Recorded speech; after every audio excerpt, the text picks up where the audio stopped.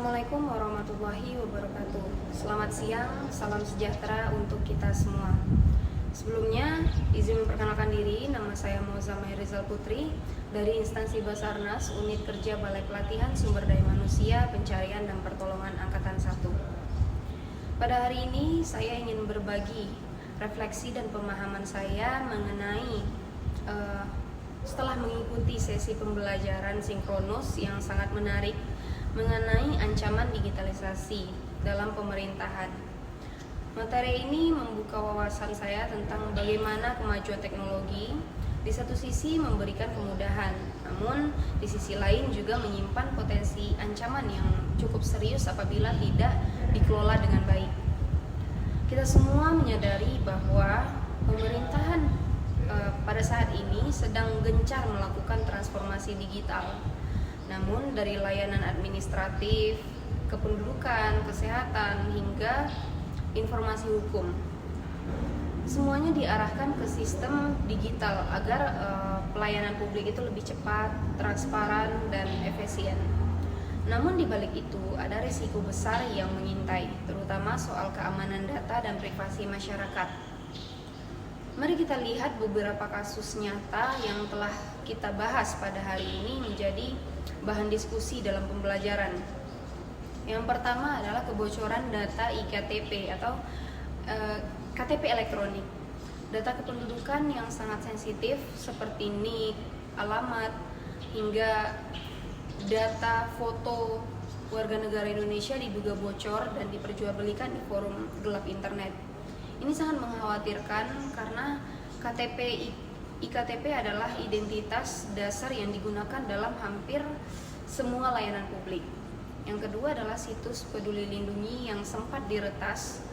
Aplikasi ini menyimpan data kesehatan masyarakat termasuk riwayat vaksin, hasil tes COVID-19, sehingga informasi lokasi jika diretas, data tersebut bisa disalahgunakan oleh pihak-pihak yang tidak bertanggung jawab untuk kepentingan kriminal atau manipulasi informasi.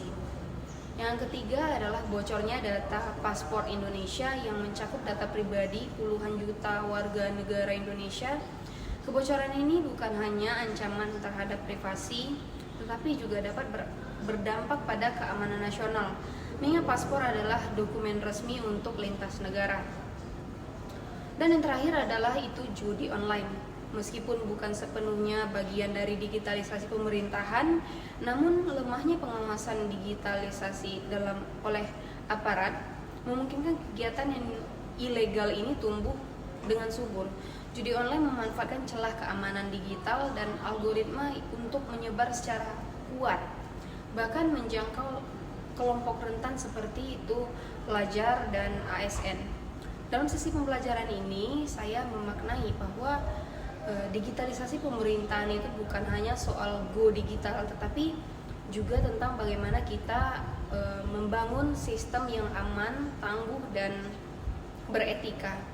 Pemerintah perlu memperkuat regulasi perlindungan data pribadi, membangun kapasitas SDM di bidang keamanan cyber, serta meningkatkan literasi digital masyarakat.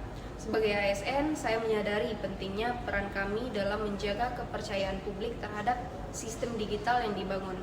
Kami tidak hanya dituntut untuk mahir menggunakan teknologi, tetapi juga harus peka terhadap potensi ancaman dan mampu bersikap waspada dalam menjaga kerahasiaan data.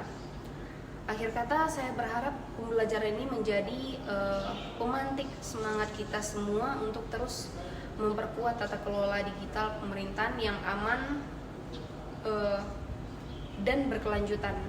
Sekian penjelasan singkat dari saya. Mohon maaf apabila ada salah.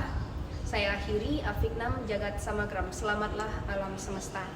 Assalamualaikum warahmatullahi wabarakatuh.